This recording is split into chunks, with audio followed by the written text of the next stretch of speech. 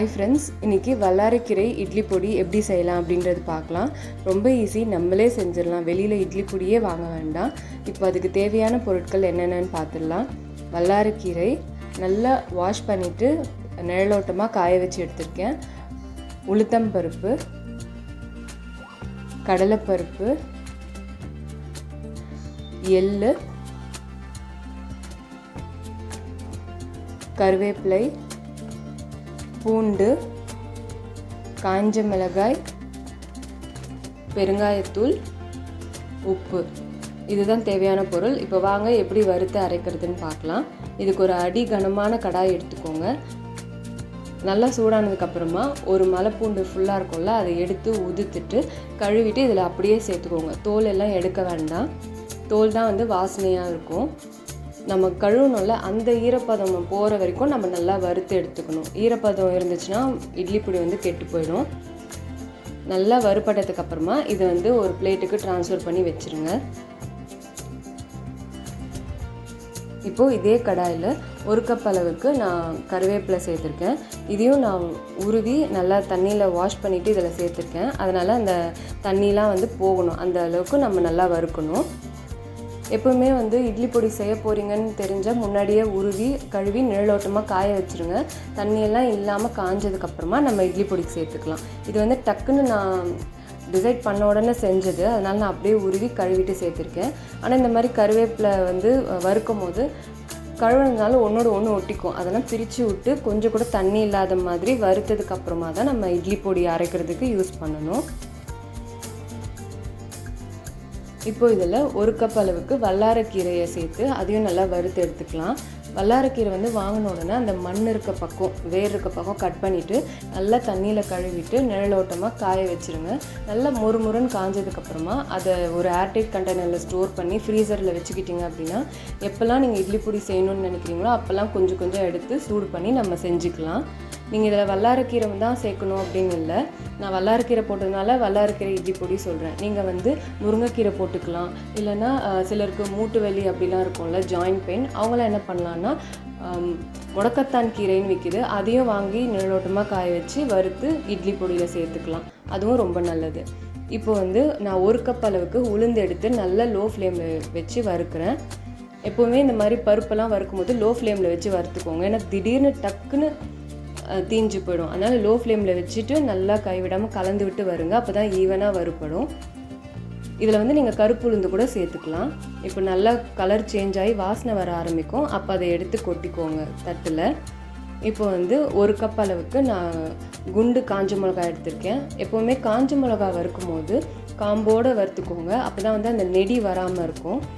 அது வறுத்ததுக்கப்புறம் கூட ஆற வச்சுட்டு நீங்கள் காம்பு எடுத்துக்கலாம். காம்பு எடுத்துகிட்டு நீங்கள் போட்டு வறுத்திங்கன்னா வீடு ஃபுல்லாக ஒரே நெடி ஆகிடும், அப்புறம் கஷ்டமாயிடும். அதனால் காம்போடவே வறுத்துக்கோங்க.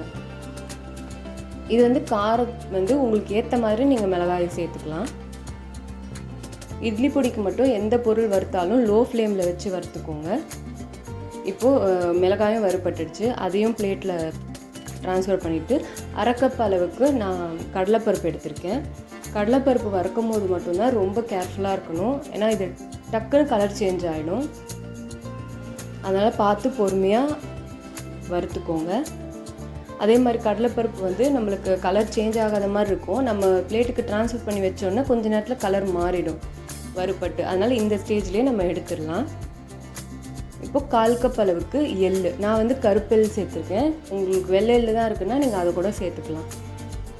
எள் எப்படின்னா போட்டு கொஞ்ச நேரம் அந்த கடாய் இப்போது சூடாதானே இருக்கும், அதனால் போட்டு ஒரு 1 மினிட்லேயே பொரிய ஆரம்பிக்கும். இந்த மாதிரி பொரிஞ்சுது அப்படின்னா ஸ்டவ் ஆஃப் பண்ணிவிட்டு இதை ட்ரான்ஸ்ஃபர் பண்ணிவிடுங்க. எல்லாமே நான் தட்டில் தான் சொல்லியிருக்கேன் ட்ரான்ஸ்ஃபர் பண்ண சொல்லி. இப்போ உப்பு கல்லுப்பு சேர்க்குறீங்கன்னா நான் லைட்டாக கடாயில் அந்த சூட்லேயே வறுத்துட்டு சேர்த்துக்கோங்க. அப்போ நீத்து போகாமல் இருக்கும். இப்போ எல்லாத்தையுமே வறுத்தாச்சு. இந்த மாதிரி ஒரு பிளேட்டில் போட்டு நல்லா ஆற வச்சுக்கோங்க. ஏன்னா நீங்கள் கிண்ணத்துலேயோ அந்த மாதிரி போட்டு வச்சிங்கன்னா அந்த சூடு அதில் ரீட்டைன் ஆகி பருப்பு தீய சான்சஸ் இருக்குது. அதனால் பிளேட்டில் போட்டிங்கன்னா நல்லா பரவலாக அது சீக்கிரமாக ஆறிடும். இப்போது நம்ம அந்த காஞ்ச மிளகா வறுத்தோம்ல, அதில் அந்த காம்பு எல்லாத்தையும் எடுத்துடலாம். எடுத்தாச்சு. இப்போ இது நல்லா ஆறட்டும். நீங்கள் கட்டி பெருங்காயம் யூஸ் பண்ணுறீங்கன்னா கடாயிலேயே நல்லா போட்டு மற்றதெல்லாம் வறுத்தோம்ல அதே மாதிரி வறுத்துட்டு கூட நீங்கள் அந்த இடிக்கல்லில் இடிச்சிட்டு நீங்கள் மிக்ஸி ஜாரில் சேர்த்து அரைச்சிக்கலாம். நான் வந்து இன்றைக்கி தூள் தான் சேர்த்துருக்கேன், பெருங்காயத்தூள். இப்போ நல்லா ஆறுனதுக்கப்புறமா மிக்ஸி ஜாரில் ஃபஸ்ட்டு நீங்கள் காஞ்ச மிளகாவும் உப்பும் சேர்த்து ஃபஸ்ட்டு அரைச்சிருங்க. எப்பவுமே இட்லி பொடிக்கு இந்த மாதிரி தான் அரைக்க ஆரம்பிக்கணும். காஞ்ச மிளகாவும் உப்பும் அரைச்சதுக்கப்புறமா நம்ம பருப்பு ஒன்று ஒன்றா சேர்த்து அரைக்கலாம். அதுவும் எப்படின்னா எல்லாத்தையும் ஒன்றா போட்டுட்டு லாஸ்ட்டில் பூண்டு அரைக்கிறது, இல்லை பூண்டு அரைச்சதுக்கப்புறமா மற்ற பொருளெல்லாம் போட்டு அரைக்கிறது வந்து பண்ணக்கூடாது. இந்த மாதிரி பாதி பருப்பு போட்டுக்கோங்க. போட்டதுக்கப்புறமா இதில் ஒரு 4 பல் பூண்டு வறுத்துருக்கோம்ல அதை இதில் சேர்த்துக்கலாம். சேர்த்துட்டு மூடி அரைங்க. அரைக்கும் போது ரொம்ப பவுடராக அரைக்கக்கூடாது, கொஞ்சம் கோர்ஸாக மட்டும் அரைக்கணும். ஒரு கொரகொரன்னு அரைச்சி வச்சுக்கணும். அதுக்கப்புறம் திருப்பியும் கொஞ்சம் பருப்பை வறுத்ததை சேர்த்துட்டு திருப்பியும் ஒரு 4 பல் பூண்டு, அந்த மாதிரி பூண்டை ஸ்ப்ளிட் பண்ணி போட்டுக்கோங்க. ஒரே நேரத்தில் எல்லா பூண்டையும் போட்டு அரைச்சிங்க அப்படின்னா பேஸ்ட் மாதிரி ஆகிடும். அப்புறம் அந்த பூண்டில் இருக்க ஈரப்பதம் வந்து அது கெட்டு போக சான்ஸ் இருக்குது. அதனால் நீங்கள் வந்து கொஞ்சம் பருப்பு, அப்புறம் 4 பல் பூண்டு, அப்புறம் கொஞ்சம் கீரை, அப்புறம் 4 பல் பூண்டு, இந்த மாதிரி போட்டு நீங்கள் அரைச்சிங்க அப்படின்னா நல்லா அந்த இட்லி பொடி வந்து பவுடர் கன்சிஸ்டன்சிலேயே இருக்கும், ரொம்ப நாள் கெட்டு போகாமல் இருக்கும். இப்போது வறுத்து வச்ச எல்லாத்தையுமே வந்து போட்டுட்டேன். நான் வந்து 3 பார்ட்டாக டிவைட் பண்ணி போட்டிருக்கேன். அதில் நடுவில் அந்த பூண்டையும் போட்டிருக்கேன். பாருங்கள், நல்லா சூப்பராக வந்து இட்லி பொடி ரெடி ஆகிடுச்சு. ரொம்ப பவுடராக அரைக்கக்கூடாது, இந்த அளவுக்கு இந்த மாதிரி கோர்ஸ் பவுடராக மட்டும்தான் அரைச்சிக்கணும். அப்போ தான் நல்லாயிருக்கும் இட்லி பொடி. இப்போது இதை வந்து ஒரு பிளேட்டுக்கு ட்ரான்ஸ்ஃபர் பண்ணி நல்லா ஆற வச்சிடலாம். நம்ம வறுத்ததுக்கப்புறம் ஆற வச்சு தான் அரைச்சோம், இருந்தாலும் மிக்சியில் போட்டு அரைக்கும் போது அது சூடாகிடும்.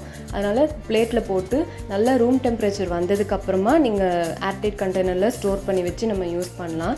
இது வந்து இட்லி தோசைக்கு மட்டும்தான் தொட்டு சாப்பிட்ணுன்னு இல்லை, சுட சுட சாதத்தில் நெய் இல்லைன்னா நல்லெண்ணெய் சேர்த்து 1 ஸ்பூன் இந்த பொடி போட்டு நம்ம மிக்ஸ் பண்ணி சாப்பிட்டோம்னா ரொம்ப நல்லாயிருக்கும்.